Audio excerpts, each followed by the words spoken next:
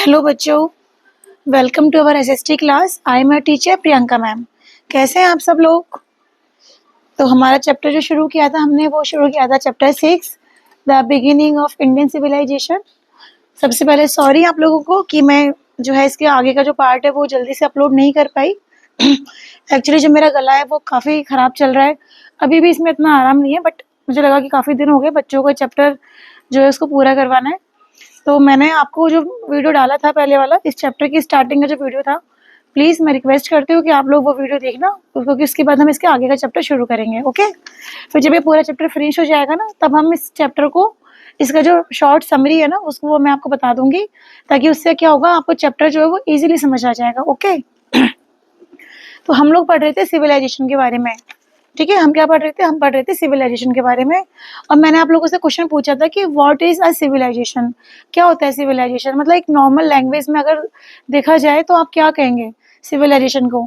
चलो इसको और थोड़ा सा शॉर्ट कर देते हैं, थोड़ा सा इसको ईजी कर देते हैं वर्ड को।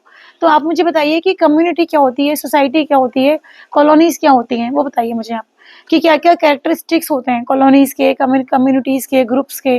ठीक है, तो आप सब मुझे कमेंट करेंगे और मुझे बताएंगे। तो चलिए चैप्टर शुरू करते हैं अपना। अब वही हमारे दो प्यारे प्यारे बच्चे जो आपस में बात कर रहे हैं सिविलाइजेशन के बारे में। तो चलिए देखते हैं। I understand your point now. For each characteristic in the list can you think of some professions और occupation that might exist in such a society. कि अब ये बोल रही कि हाँ मैं तुम्हारा पॉइंट समझ रही हूँ, बट क्या तुम ये जितनी भी सिविलाइजेशन की जो कैरेक्टरिस्टिक्स बताई गई हैं, क्या तुम इनमें से कुछ ऐसी चीज़ें बता सकते हो जो हमारी सोसाइटी में एग्जिस्ट करती हैं, जो अभी भी हमारी सोसाइटी में हैं? ठीक है Riya, if we look at the timeline, civilization begin at different times around the world. ये बोल रहा है कि रिया, अगर हम टाइमलाइन को देखें, जो हमारी टाइमलाइन है, जो अगर उसको हम देखें, तो जो सिविलाइजेशन है वर्ल्ड में, जो सिविलाइजेशन स्टार्ट हुआ वो अलग अलग टाइम पर स्टार्ट हुआ है। द मेसोपोटामियन, देखो इसको हिंदी में बोलते हैं मेसोपोटामिया। ओके, ये एक जगह का नाम है। The Mesopotamian civilization in modern day Iraq and Syria started about 6,000 years ago, and the ancient Egyptian followed a few centuries later। कि जो मेसोपोटामिया की सिविलाइजेशन थी, मेसोपोटामियन सिविलाइजेशन जो था, जो कि अभी मॉडर्न टाइम में, अभी इन प्रेजेंट टाइम में वो इराक और सीरिया में है। तो वो कब स्टार्ट हुआ था? वो हुआ था 6,000 ईयर्स पहले, बहुत मतलब इतने साल पहले सबसे पहले लोगों ने यहाँ रहना शुरू किया था। ठीक है, इसको हाईलाइट करेंगे आप लोग। एंड उसके बाद जो थी वो एंशियंट इजिप्टियन। देखो इजिप्टियन को ना हिंदी में पढ़ते हैं मिस्र। अगर कभी हिंदी मीडियम में अगर आप कुछ कोई बुक पढ़ रहे हैं या कोई चैप्टर अगर देख रहे हैं, अगर वहाँ मिस्र की सभ्यता आ जाए तो मिस्र की सभ्यता का मतलब है इजिप्टियन सिविलाइजेशन। ओके, तो उसके बाद स्टार्ट हुई थी Egyptian civilisation. Absolutely, and we will learn more about those civilisations later. ठीक है, हम इनके बारे में बाद में पढ़ेंगे, जो भी हैं इनके अलावा जो भी और सिविलाइजेशन जो हमने हमारे वर्ल्ड में हुई है उनके बारे में हम बाद में पढ़ेंगे। बट फॉर नाउ, बट अभी, let's focus on the civilisation that was born in the Indian subcontinent, the Indus valley civilisation. लेकिन अभी हमें फोकस कहाँ करना है? अभी हमें फोकस करना है हमारे अपने इंडस वैली सिविलाइजेशन पर। ओके। अब देखो ये टाइमलाइन दी हुई है, सबको दिख रहा होगा, अपनी अपनी बुक में देखेंगे सब लोग।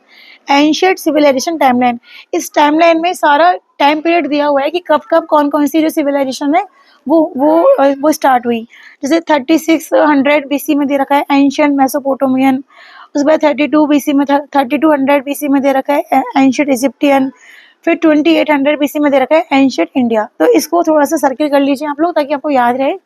देन 24 बीसी, 24, देन 2000 बीसी में एंशिएंट चाइना, 1600 बीसी में एंशिएंट इजराइल, और ऐसे करते करते ये जो है ना पूरा 400 एडी तक जो है वो मिडाइवल यूरोप की जो है ना सिविलाइजेशन जो हुई है वो दे रखी है। मतलब वर्ल्ड में जितनी सिविलाइजेशन हुई वो कब कब हुई, क्या टाइम पीरियड रहा उनका, उनके क्या नाम थे, वो इस टाइमलाइन में हमें दे रखा है। बट आपको फोकस किस पे करना है? आपको फोकस करना है एंशिएंट इंडिया सिविलाइजेशन पे। ओके, चलिए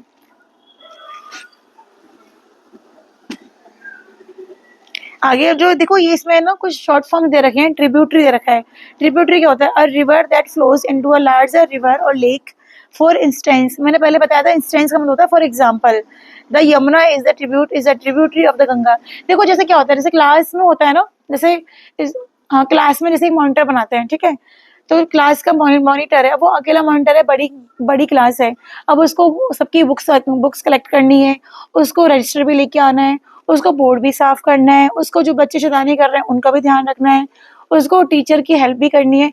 अब इतना सारा काम अगर एक मॉनिटर पे आ जाएगा तो क्या होता है, मॉनिटर थोड़ा डिवाइड हो जाता है ना, कि उसकी हेल्प के लिए एक और वो मॉनिटर क्या करेगा, अपनी हेल्प के लिए एक और चीज को, अब एक और पर्सन को अपॉइंट कर लेगा कि इसको भी अपन अपॉइंट कर लेते हैं एज असिस्टेंट। वैसे ही ट्रिब्यूटरी होते हैं, जैसे कोई बड़ी नदी होती है ना, बड़ी नदी तो उसके साथ साथ जो पैरेलल एक नदी उसके साथ साथ निकल जाती है, उसको बोलते हैं ट्रिब्यूटरी नदी, जो उसकी सहायक नदी होती है। तो यमुना नदी जो है वो गंगा की क्या ट्रिब्यूटरी है, गंगा बहुत बड़ी नदी है, तो गंगा में से ही जो फ्लो होता है, उसी फ्लो में से एक और रिवर फ्लो करती है, उसको कहते हैं यमुना। तो वो क्या ट्रिब्यूटरी है। ओके, चलिए आगे पढ़ते हैं। देखो मैंने ये हाईलाइट कर रखा है ना, ये इंपॉर्टेंट चीजें होती हैं, इंपॉर्टेंट फैक्ट होते हैं जो आपको याद रखने होते हैं, ठीक है, तो इनको आप हाईलाइट करेंगे। अब हम पढ़ेंगे फ्रॉम विलेज टू सिटी, कि कैसे विलेज से सिटी में कन्वर्ट हुए लोग। The vast plains of Punjab, now split between India and Pakistan, and Sindh, now in Pakistan, are nourished by the Indus River and its tributaries, making the land fertile and ideal for agriculture। देखो ना, waste plane of Punjab जो कि अब कहाँ है, कहाँ split हो गया है, वो स्प्लिट मतलब डिवाइड हो गया है, कहाँ डिवाइड हो गया है, इंडिया और पाकिस्तान में। और जो सिंध है वो भी कहाँ है, वो है नाउ इन पाकिस्तान, मतलब इन प्रेजेंट में पाकिस्तान में। तो ये जो एरिया था पंजाब का, जो ये जो प्लेन्स वाले एरिया थे सिंध और पंजाब वाले, यहाँ पे इंडस रिवर की वजह से और इसकी ट्रिब्यूटरीज मतलब इसकी जो सहायक नदियाँ थी, इसकी जो हेल्पिंग जो रिवर्स निकलती थी, ट्रिब्यूटरी जो नदियाँ निकलती थी, उनकी वजह से ये जो एरिया था ये बहुत ही फर्टाइल था, और यहाँ की लैंड बहुत फर्टाइल थी, और यहाँ के लोगों ने एग्रीकल्चर स्टार्ट कर दी थी। Okay, to the east, thousand of years ago, another river the Saraswati. अब आप यहाँ से इसको हाईलाइट करेंगे, द सरस्वती से।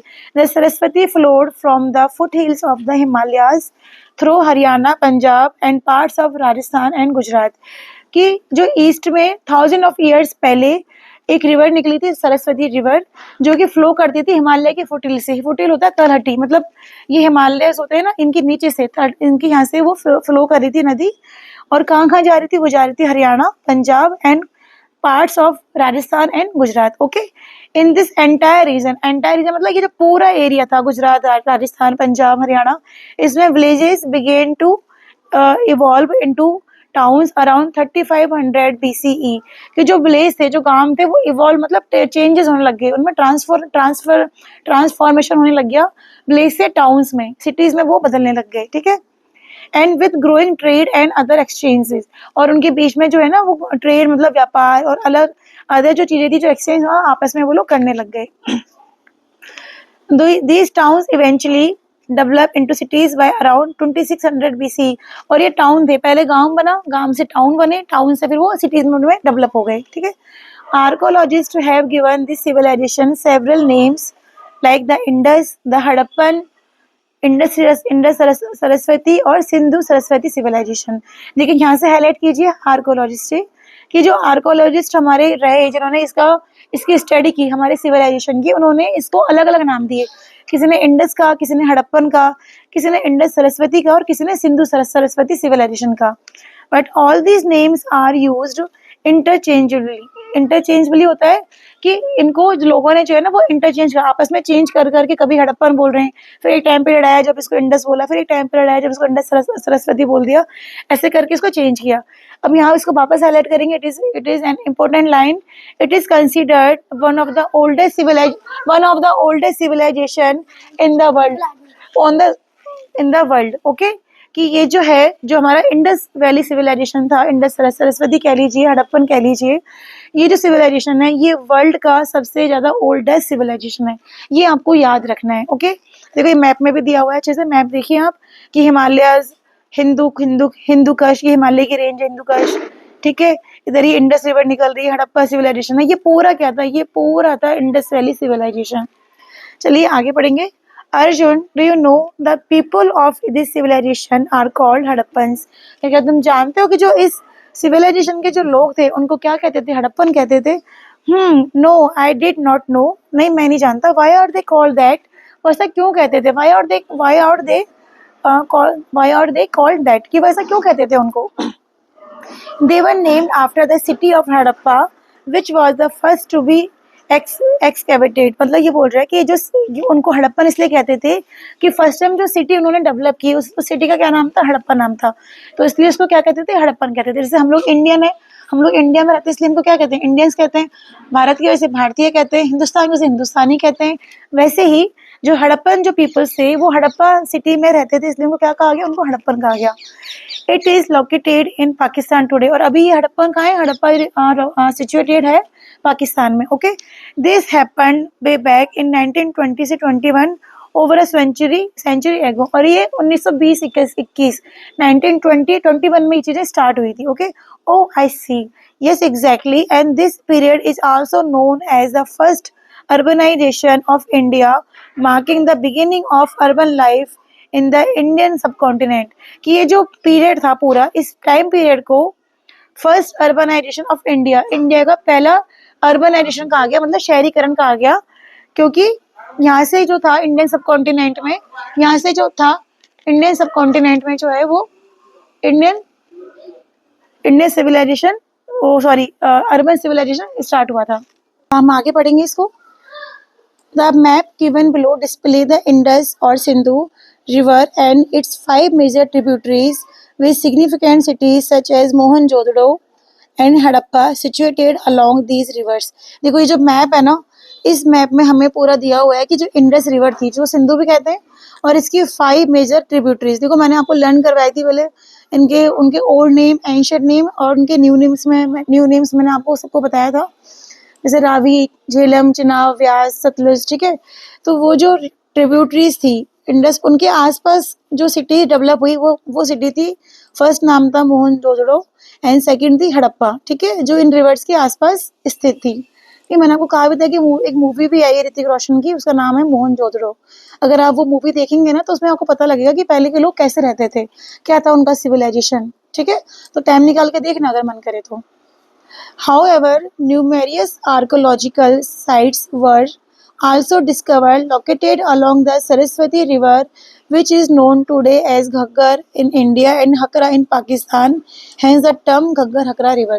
देखो जो हमारे अलग अलग जो आर्कोलॉजिस्ट हुए हैं या आर्कोलॉजिकल जो हमारी साइट्स हैं, वहाँ पे भी कुछ साइट्स जो हैं वो सरस्वती रिवर के आसपास, मतलब जो उनकी खोज हुई है ना, कुछ ऐसे उनको देखा, ढूंढा गया उनको, जिनको हम आज के टाइम पे जो नाम जानते हैं उनको हम जानते हैं घग्गर के नाम से। घग्गर मतलब होता है इंडिया में जो है ना, उसका क्या नाम दिया, घग्गर, और उसी जगह को पाकिस्तान में क्या कहा गया, हकरा। और ये जो पूरा रीजन था, ये पूरा जो एरिया था, इसको कहा गया घग्गर हकरा रिवर, घग्गर हकरा रिवर। ये घग्गर और ये हकरा, आप सोच रहे हैं क्या है बेटा, ये प्लेसेस के, ये इस प्लेन्स के नाम है। ठीक है, वो सिविलाइजेशन जो वहाँ हुआ सरस्वती रिवर के आसपास, सरस्वती जो रिवर थी ना, सरस्वती रिवर को इंडिया में कहते हैं घग्गर, इंडिया में क्या नाम से जानते हैं उसको, घग्गर, और पाकिस्तान में उसको कहते हैं हकरा, और उसके आसपास के जो सिविलाइजेशन था उसको कहा गया Ghaggar Hakra river civilization. Okay, currently this river is seasonal, flowing only during the rainy season. और इन करंटली मतलब इन प्रेजेंट टाइम में जो रिवर है ना, ये कोई कहते हैं ना, कोई फ्लोइंग रिवर नहीं है, जो ये सीजनल है, मतलब केवल बारिश के टाइम पे, केवल मानसून के टाइम पे, जब हेवी रेनफॉल होता है तभी ये रिवर जो है वो बहती है।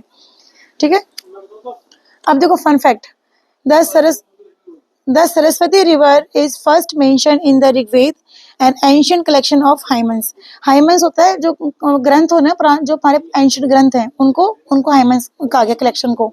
तो जो सरस्वती जो रिवर है ना, उसको फर्स्ट टाइम जो मेंशन किया गया वो ऋग्वेद में मेंशन किया गया। मतलब सरस्वती जो नदी है, जिसको हम घग्गर भी कहते हैं इंडिया में, एंड पाकिस्तान में हकरा कहते हैं, अभी हम पढ़ के आए जस्ट, उसको ऋग्वेद में क्या कहा गया, उसको ऋग्वेद में मेंशन किया गया है। In the Vedic text Saraswati is revered both as a goddess and as a river flowing from the mountain up to the sea. मतलब सरस्वती जो नदी है उसको गॉडेस मतलब देवी का रूप भी माना गया है, और उसको एज अ रिवर भी माना गया है, जो कि माउंटेन से सी तक जो है वो बहती है। ठीक है, later text describe the river as gradually drying up and eventually vanishing. मतलब धीरे धीरे जो हमारे टेक्स्ट थे उसमें ये लिख दिया गया या फिर इसमें डिस्क्राइब किया गया कि जो रिवर है वो धीरे धीरे सूख गई है, ड्राइंग अप मतलब सूख गई है, और इवेंचुअली वैनिशिंग मतलब बिल्कुल खत्म हो चुकी है, वैनिश होना एकदम बिल्कुल खत्म होना। ठीक है, अब है टाउन प्लानिंग। अब हम पढ़ रहे थे village to city, from village to city, अब हम पढ़ेंगे टाउन प्लानिंग।